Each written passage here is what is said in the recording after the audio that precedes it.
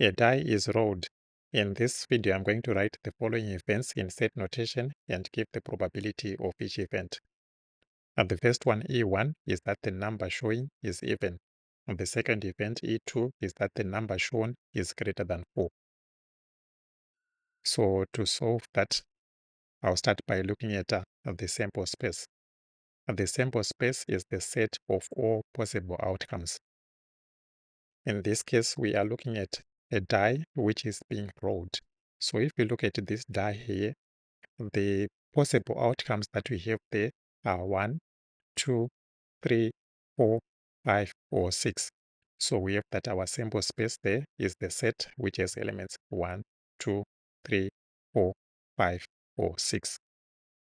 Now looking at this event here, the number shown is even. We look at even numbers in this set.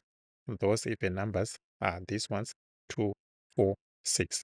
So event number 1 is the set which has elements 2, 4, 6. Now to go on and calculate the probability of event number 1. By definition, the probability is the cardinality of E1 divided by the cardinality of the sample space. The cardinality of the sample space, this one, we are looking at the number of elements in this set. There are 6. The cardinality of this set here, the number of elements in this set, there are 3. So our probability there will be equals to 3 divided by 6. 3 divided by 6, which simplifies to 1 over 2. I now go on to the next question where we are looking at the event that the number shown is greater than 4. So we need to write this as a set. Numbers that are greater than 4 in this set are just 5 and 6. So we have our E2 there is equals to the set which has elements 5 and 6.